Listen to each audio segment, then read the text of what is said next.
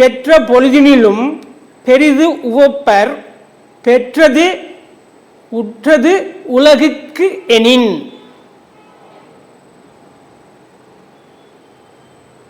ஞாலம் கருதினும் கைகூடும் இடத்தாற் காலம் கருதி செய்யின்.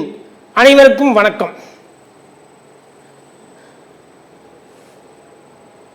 பெற்றோர்களே, மனப்பருவத்தில் இருப்பவர்களே, இப்போ இந்த சூழ்நிலையில் இருக்கிறவங்களுக்கு குருபல அப்படிங்கிறது ஒரு எதிர்பார்ப்பு. தங்களுடைய மக்களுடைய ஜாதகத்தில் ராகு கேது செவ்வாய் இது போன்ற ஒரு வித்தியாசமான சூழலுக்கு அதுக்கு தகுந்த மாதிரி ஜாதகத்தை இணைக்கணும் அப்படிங்கிறதுடைய பெற்றோர்களுடைய கவனம் செயல்பாடு, இதுக்கு அந்த மணமக்களின் ஒத்துழைப்புக்கு இதனால எல்லாம் திருமணம் தாமதமாயிட்டும் இருக்குது. இதுல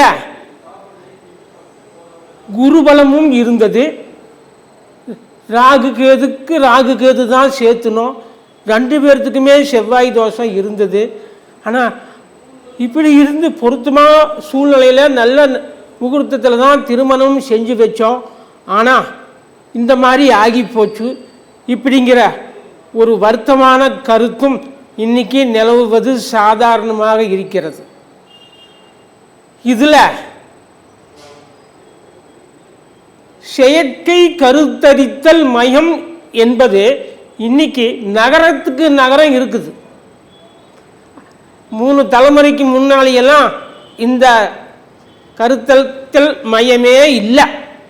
இத உருவாருக்கு அடித்தளமாக இருந்தவர் பகுத்தறிவு தந்தை பெரியார். அவர் தான் சோதனை குழாய் குழந்தை, அதாவது டியூப் பேபியை உருவாக்கினார் முதல்ல தமிழ்நாட்டில். அப்போ இந்த இடத்துல தான் வாழ்க்கைக்கும் ஆன்மீகத்துக்கும் நான்மீகத்துக்கும் வெவ்வேறு விதமாக பொருள் உடைக்கிறதுக்கு ஆரம்பிக்கிறாங்க, நடந்துட்டு இருக்குது. அது ஒரு வகை இருக்குது. இன்னைக்கு பெற்றோருக்கு இருக்கிற பிரச்சனை இதில் ஏமாந்துடக்கூடாது அப்படிங்கிறதுக்காக உங்களுக்கு நான் ஒத்தாசை பண்ணுறேன். இப்போ ஒரு ஜாதகத்தில் 2, 4, 7, 8, 12 ஆகிய பாவகங்களில் செவ்வாய் இருந்தால் தோஷம். லக்ன பாவகம், 2ஆம் பாவகம், 7ஆம் பாவகம், 8ஆம் பாவகம் இதில் ராகு கேது இருந்தால் தோஷம்.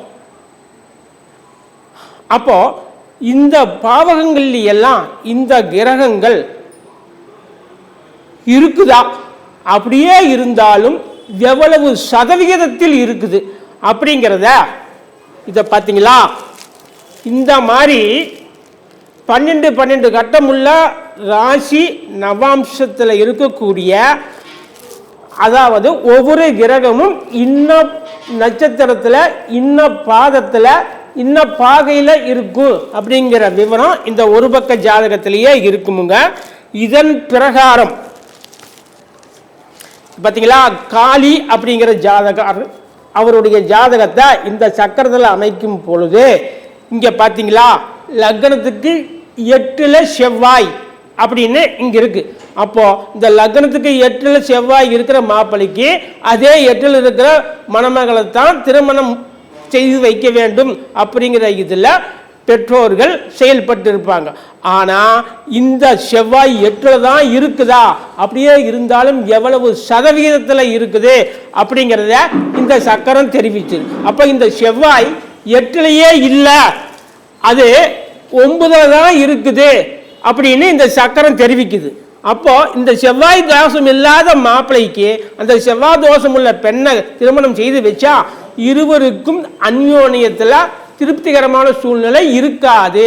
அப்போ இது விவாகரத்து வரைக்கும் சென்று விடும். அப்ப இதை தவிர்க்கிறதுக்கு இது போன்ற சக்கரங்களில் அந்த 12 கட்டம் உள்ள